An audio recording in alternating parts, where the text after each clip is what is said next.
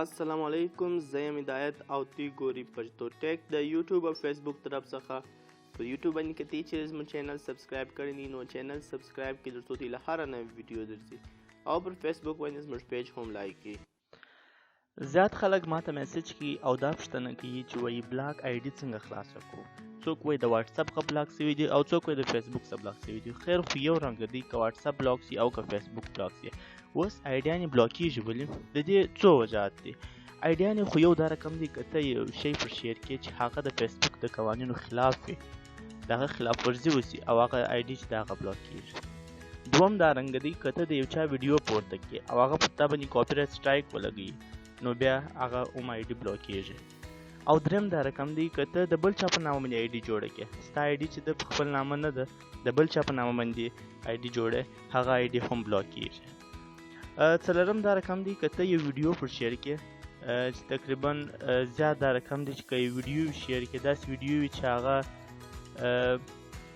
وینې پکښې کې یا بل شی هغه هم بلاک کېږي، هغه آی ډي زیاتر بلاک کېږي. او د یو چا د مذهب خلاف هم که ته یو ویډیو شیر کړې هغه آی ډي چې ده هغه هم بلاک کېږي. اوس آی ډي خلاصېږي برته څنګه؟ آی ډي زیات ټایم غواړي، د چا هغه یو کال غواړي، په یو کال کې دننه خلاص شي.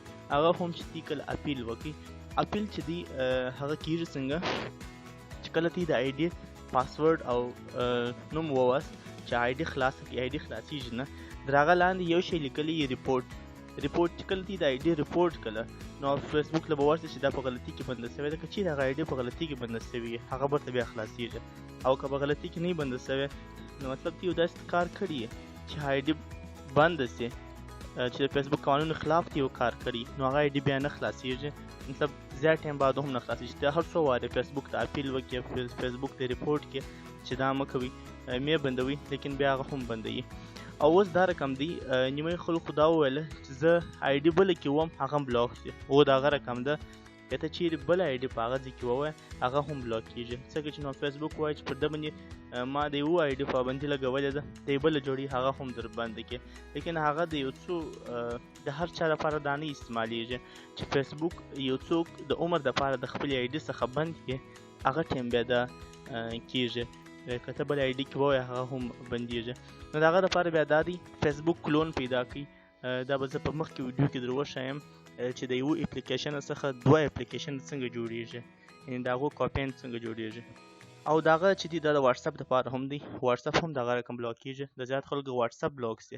واتساپ هم که ته یو داسې د فېسبوک د قوانینو خلاف خبره وکړې، ځکه چې فېسبوک او واتساپ میسنجر انسټاګرام دا د یو سړي دی، د یو کمپنۍ دی. نو دا رقم د نن په ویډیو کې ماته دا در وښوله چې آی ډي خلاصه څنګه. د هغه دپاره دا چې ته بس اپیل کړه، چې اپیل مې وکړه بیا هغه آی ډي خلاصېږي. نو که چیرې دا ویډیو خوښ شوه ویډیو لایک یا شیر کړئ ترڅو دا نورو خلکو ته ولاړه شي.